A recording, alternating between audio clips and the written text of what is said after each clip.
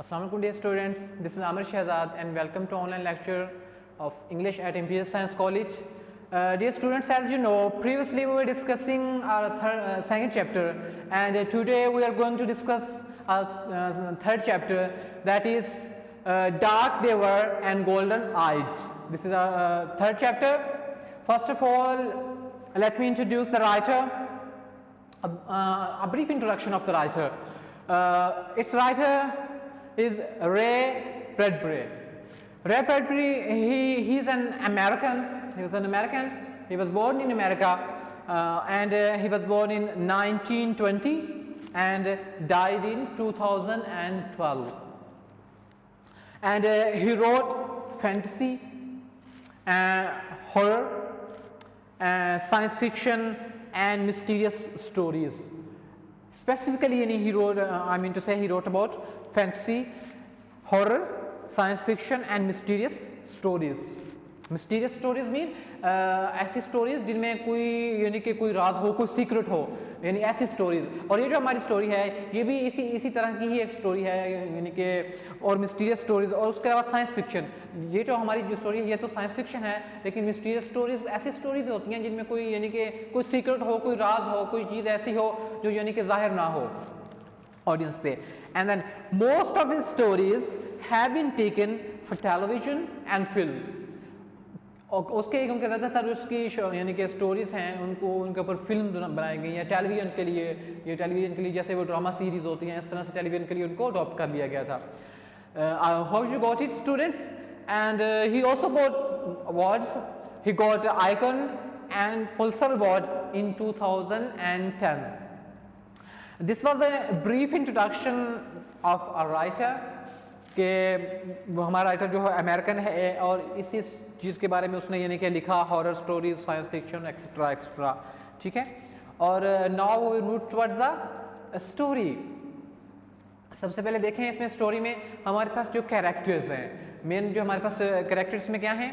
और एक और बात इस स्टोरी के बारे में याद रखें कि जैसे यहाँ पर मैंने मेंशन किया हुआ है कि this is science fiction. Science fiction, लेकिन आप फिक्शन किसको कहते हैं, यानी कि अफसाने को कहते हैं. वैसे मैंने आपको पहले इसका शॉर्ट स्टोरी का मैंने आपको बताया हुआ है कि शॉर्ट स्टोरी कहते हैं जो हमारा अफसाना होता है. उर्दू में उसके लिए ना जो यानी कि वर्ड यूज़ होता है अफसाना को कहते हैं. और ये जो हमारे पास यानी कि है साइंस फिक्शन.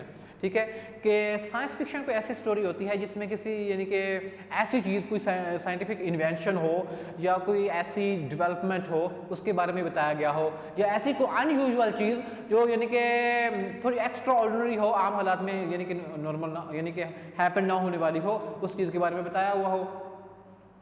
इसमें हमारे पास जो कैरेक्टर्स हैं, first of all the first character Harry Bittering. मैंने मेंशन यहाँ पर किया है कि बिटरिंग ये बिटरिंग फैमिली है, उनका उसका जो नेम है उनका फैमिली नेम है बिटरिंग उनका फैमिली नेम है. अब जैसे कोरा उसकी वाइफ है कोरा, उसके नेम क्या है कोरा, ये उसकी वाइफ है. और उसके बाद थर्ड जो हमारे पास कैरेक्टर है लॉरा. हैरी एंड कोरा की जो डॉटर है उनकी बेटी है Laura. And then Dan and David, ये जो हैं उनके बेटे हैं दो. ये हमारे पास टोटल जो हमारे पास कैरेक्टर हैं we have got 5 characters here. हमारी जो स्टोरी है टोटल इन्हीं कैरेक्टर्स के इर्द घूमती है. और उसके अलावा जो हमारे पास कुछ और फ्यू जो कैरेक्टर हैं, कुछ कैरेक्टर्स के जो नेम मेंशन किए हुए हैं. एक और कैरेक्टर है उसका नेम सैम के नेम से है, और कुछ और जो लोग हैं उनके नेम उन्होंने मेंशन नहीं किए. So let's discuss the story. ये जो स्टोरी है अब इसमें होता कुछ यूँ है कि ये जो बिटरिंग फैमिली है, ये बिटरिंग फैमिली ये अमेरिका में न्यूयॉर्क में रहते हैं. अब ये अमेरिका के रेजिडेंट हैं, वहाँ पर ये लोग रह रहे हैं. अब होता ये है कि वहाँ पर इनको थ्रेट है कि न्यूक्लियर वार, वहाँ पर इनको ये थ्रेट है कि वहाँ पर कोई न्यूक्लियर वार होने वाली है. वो वॉर होगी तो there will be total destruction and this nuclear bomb will ruin the world. कि ये जो यानी कि बॉम्ब है, अगर न्यूक्लियर बॉम्ब फिक्स हो गया अर्थ पे तो वो जो टोटल जो यानी कि वहाँ पर डिस्ट्रक्शन हो जाएगी, वहाँ पर हर चीज़ तबाह हो जाएगी. तो उनको ये खौफ है. इस खौफ की वजह से वो जो है यानी कि दे माइग्रेटेड टुवर्ड्स मार्स. वो मार्स यानी कि मरीख की तरफ जो हैं वो यानी कि चले जाते हैं, मरीख पे चले जाते हैं. अब देखें वो मरीख पे चले जाते हैं एक यानी कि जो रॉकेट है, एक रॉकेट के ज़रिए यानी कि उसमें वो सवार होकर, और कुछ और लोग भी हैं वो भी यानी कि रॉकेट्स के ज़रिए वहाँ पर उनको यानी कि खला में उनको वहाँ पर भेज दिया जाता है कि to escape from the war, के वॉर से अवॉइड करने के लिए, उसको एस्केप करने के लिए ये वहाँ पर चले जाते हैं अपनी ज़िंदगी को बचाने के लिए कि जहाँ पर ज़मीन पर हमें ख़तरा है तो इसलिए हम वहाँ पर चले जाएँ। अब जब ये वहाँ पर चले जाते हैं, ये जो पूरी फैमिली है, जब स्टोरी ऐसे स्टार्ट होती है कि जो रॉकेट है वहाँ पर लैंड करता है, तो यानी कि जहाँ पर यानी कि जो मार्स की ज़मीन है वहाँ पर जाके रॉकेट लैंड करता है, और ये जो बिटरिंग फैमिली है ये उसमें से यानी कि बाहर निकलते हैं। हैरी है उसकी वाइफ और उनके बच्चे, यानी कि दो उसके बेटे और उसकी जो बेटी है, ये वहाँ से बाहर निकलते हैं और ये वहाँ पर देखते हैं कि वहाँ का जो एटमॉस्फेयर है। अब असल में इस स्टोरी में कुछ और चीज़ें भी यानी कि हमें बताई गई हैं। फर्स्ट ऑफ ऑल ये चीज़ें बताई गई हैं कि जो ह्यूमन बीइंग हैं, जो उनकी यानी कि जो लाइफ है, जो यानी कि हमारे ये जो जितने भी प्लैनेट हैं यानी कि इस यूनिवर्स में कि जो लाइफ है ये सिर्फ यानी कि प्लैनेट अर्थ पे ही यानी कि मुमकिन है। वहाँ पर हम यानी कि ज़िंदगी गुजारने के लिए जो चीज़ें ज़रूरी होती हैं जैसे वाटर है, एयर है, ठीक है, और जितनी भी यानी कि लवाजमात होते हैं ज़िंदगी गुजारने के लिए जो चीज़ें ज़रूरी होती हैं यानी कि वो प्लैनेट अर्थ पे पाई जाती हैं। अब इन्होंने क्योंकि ये एक साइंस फिक्शन है, ये एक ख्यालाती तसव्वुराती एक कहानी है, तो इसमें राइटर ने हमें बताया है कि वहाँ पर यानी कि मार्स पे यानी कि मरीख पे उसके मुताबिक कि वहाँ पर यानी कि ऐसी सिचुएशन है, ऐसा एटमॉस्फेयर है कि जिसमें इंसान जो है वो ज़िंदगी यानी कि वहाँ पर गुजार सकता है। तो हमें ये बताया गया है जब ये वहाँ पर जाते हैं तो यानी कि ये देखते हैं कि वहाँ पर बिल्कुल कुछ भी यानी कि ज़मीन जैसा नहीं है। ये वहाँ पर यानी कि उस रॉकेट से निकल कर वहाँ पर जाते हैं, अपना एक घर बनाते हैं, एक कॉटेज जो होता है वहाँ पर यानी कि बनाते हैं। कुछ और लोग भी हैं। हैरी हमें बताता है इस स्टोरी में कि वहाँ पर तकरीबन वो ये एक 1000 पीपल ऑन मार्स के, वहाँ पर ये 1000 लोग हैं टोटल के जो वहाँ पर गए हुए हैं। और ये हैरी जो है, ये फैमिली हर वक्त खौफज़दा रहती है कि एक अनजाना सा खौफ होता है उन्हें। हैरी कहता है अपनी वाइफ को कि ये जो हवा है तुम देखो इस हवा में भी कुछ है। वो कहता है कि शायद इसमें कोई वायरस है, देयर यानी कि वो कहता है perhaps there is some Martian virus and it will ruin and it will destroy our intellect and our memories. वो कहता है कि ये जो है हमारी यानी कि हमारी अकल को, हमारी सोच समझ को ये ख़त्म कर देगा। और ये वो कहता है कि हवा में भी कुछ ऐसी चीज़ है। और वहाँ का जो एटमॉस्फेयर है वो ऐसा है कि उनकी जो रंगत है वो अमेरिकन्स है। जब वो वहाँ पर जाते हैं, जैसा कि यानी कि यहाँ लिखा हुआ है कि डार्क देवर एंड गोल्डन आइज, यानी उनकी रंगत जो है यानी कि वो स्याफाम और सुनहरी आंखों वाले यानी कि थे। उनके कलर यानी कि जो थे उनके यानी कि डार्क कलर उनके हो जाते हैं। उनका जो स्किन का जो कलर है वो चेंज हो जाता है, चेंज होके डार्क होना शुरू हो जाता है। उनकी जो आंखें हैं वो पहले ब्लू होती हैं और फिर उसके बाद गोल्डन होना शुरू हो जाती हैं। वहाँ जो एटमॉस्फेयर का जो है उसके यानी कि जो क्लाइमेट चेंजेस हैं उसकी वजह से, यानी कि जो अर्थ का क्लाइमेट है और जो वहाँ का क्लाइमेट है वो बिल्कुल डिफरेंट है। इस वजह से उनकी जो यानी कि जो रंगत होती है, आंखों की रंगत, उनके स्किन का जो कलर होता है वो बिल्कुल चेंज हो जाता है। तो वो इन सारी चीज़ों को नोट करते हैं और वो बिल्कुल थिन हो जाते हैं, थिन एंड स्लिम हो जाते हैं और यानी कि वो यानी कमज़ोर भी हो जाते हैं। तो ये सारी चीज़ें जब वो नोट करते हैं तो वो इससे खौफज़दा हैं। बिल्कुल एक अनजाना खौफ रहता है उनके दिलों में हर वक्त कि पता नहीं अब क्या होने वाला है, अब क्या होने वाला है। हैरी जो है, हैरी अपनी वाइफ को कहता है कोरा को कि हमें यानी कि वापस चले जाना चाहिए अर्थ पे। लेकिन जो कोरा है, कोरा कहती है कि वहाँ पर अर्थ पे हो सकता है किसी भी वक्त यानी कि एटम बम जो है वो जो हमारी ज़मीन है उसको वो तबाह कर सकता है। तो फिर हमारा क्या होगा? वो कहती है कि जब एटम बम जो है ज़मीन पे यानी कि वहाँ पर ज़मीन से टकराएगा, वहाँ पर यानी कि फटेगा, तो क्या होगा कि उसके नतीजे में बाकी सारे लोग मर जाएंगे लेकिन हम लोग यहाँ पर बच जाएंगे। लेकिन वो ये जो लोग, हैरी कहता है कि नहीं, हमें ज़मीन पर वापस चले जाना चाहिए क्योंकि यहाँ पर जो हालात हैं वो बड़े अजीब हैं। यहाँ पर हर चीज़ यानी कि जो है पूरी सरार सी नज़र आती है हमें।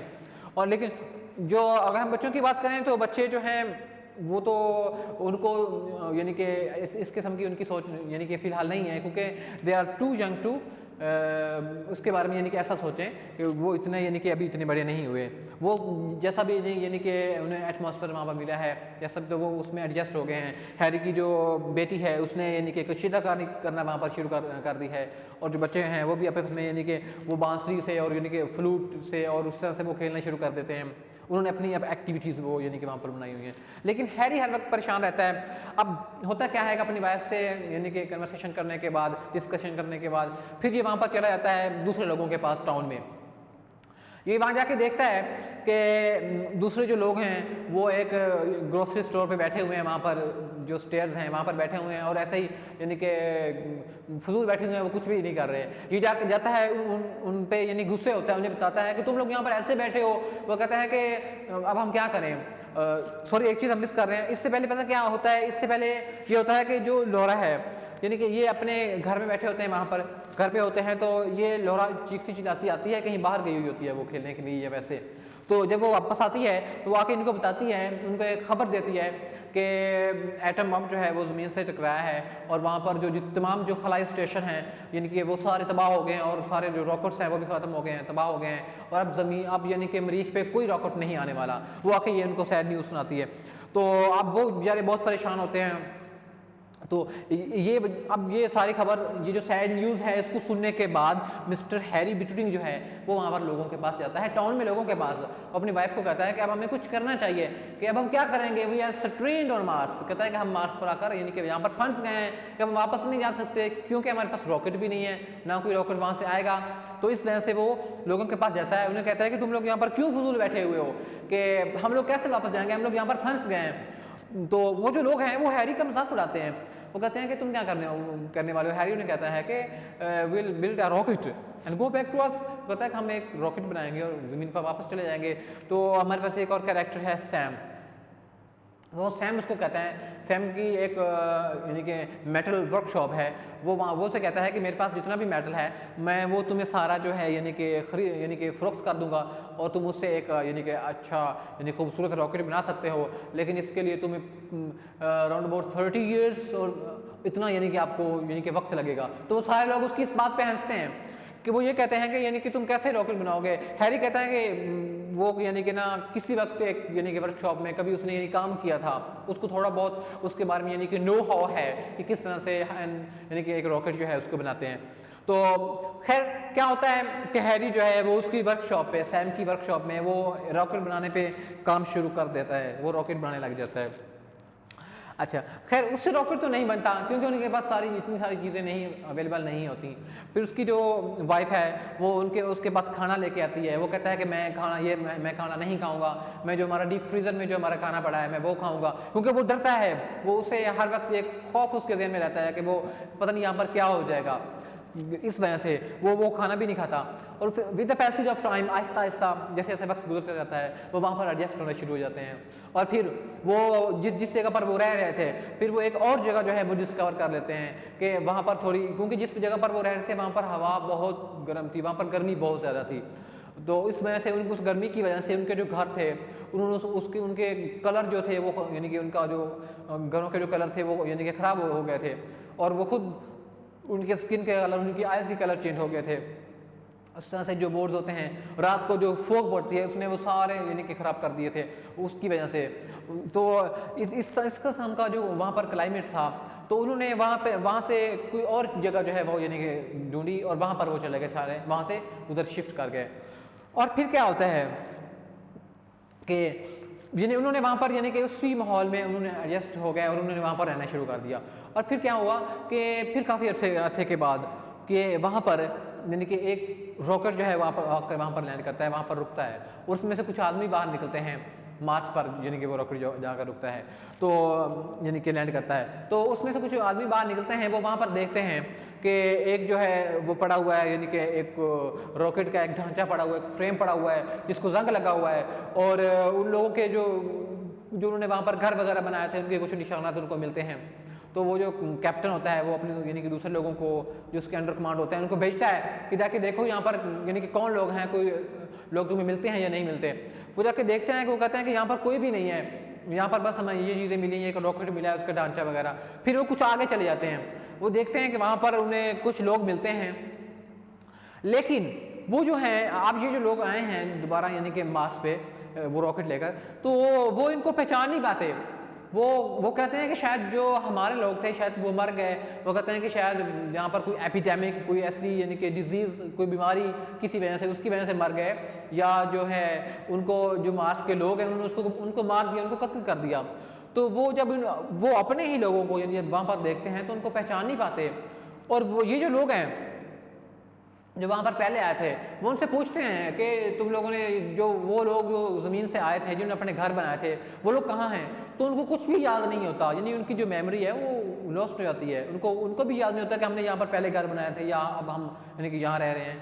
तो वो आके अपने कैप्टन को बताते हैं कि वहाँ पर जो लोग हैं यानी कि उनके वो काले रंग के लोग हैं, उनकी गोल्डन कलर की उनकी आंखें हैं कि वहाँ पर हैं। वो कहते हैं कि यानी कि वो खुश मिजाज हैं और वो इंग्लिश जो है वो बहुत जल्दी सीखते हैं, दे लर्न इंग्लिश फास्ट। उसे आके बताते हैं कैप्टन को, उसे लेफ्टिनेंट को, कि यानी कि वहाँ पर जो यानी कि लोग हैं वो इंग्लिश भी जल्दी सीख लेते हैं और वो बड़े दोस्ताना है। और कहता है कि हमें उम्मीद है कि हमें इन लोगों के साथ हमारे अच्छे जो ताल्लुकात हैं वो यानी कि बन जाएंगे, यानी कि वो उनको पहचान नहीं पाते।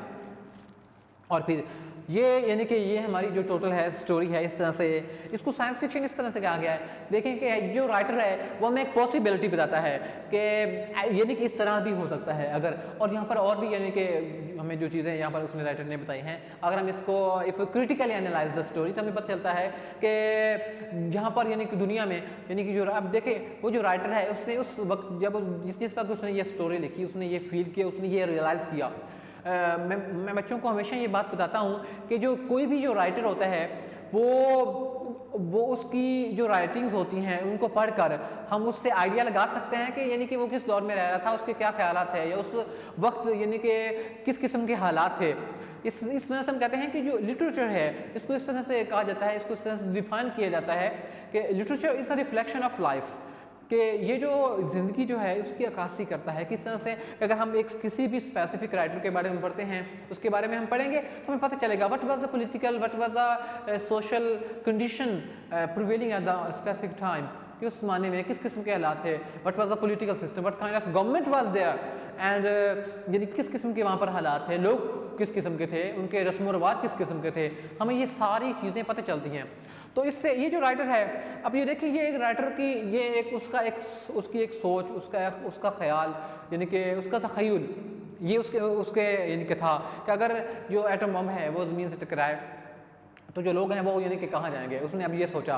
तो अब जो क्योंकि जदीद दौर है तो अब यानी कि जो प्रेडिक्शंस हैं जो की जा रही हैं यानी कि पेशन हुई हैं वो उसके मुताबिक उन्होंने कहा है कि 2025 तक या उस 2035 तक कि वहाँ पर जो है यानी कि होटल यानी कि खला में बना दिए जाएंगे और वहाँ पर लोग जा सकेंगे। आजकल हमें यानी कि ये चीज़ें यानी कि बताई जा रही हैं, तो हो सकता है इन फ्यूचर कि ये सारी चीज़ें जो है हो यानी कि मुमकिन हो सकें। लेकिन जो राइटर है उसने तो एक आइडिया पेश किया, उसने अपना एक ख्याल पेश किया उसके मुताबिक, कि इसलिए वैसे इसको एक साइंस फिक्शन कहा गया है कि ये उसका एक राइटर का एक ख्याल था इस तरह से। और उसने हमें ये भी बताया कि यानी कि ये जो यानी अगर यानी कि एटम बम जो है अगर यानी कि जो वॉर है उसने हमें ये भी बताया कि उसकी अगर वो हो तो ज़मीन पे कितनी तबाही होगी और लोग कितने परेशान होंगे और लोगों की क्या हालत होगी। उसने एक ये जो एस्पेक्ट है उसने ये भी यानी कि उजागर किया है अपनी इस स्टोरी में। तो ये इस तरह से हमारी ये स्टोरी थी। Dear students, hope you got it and see you in the next lecture. I think it's enough for today. Allah Hafiz.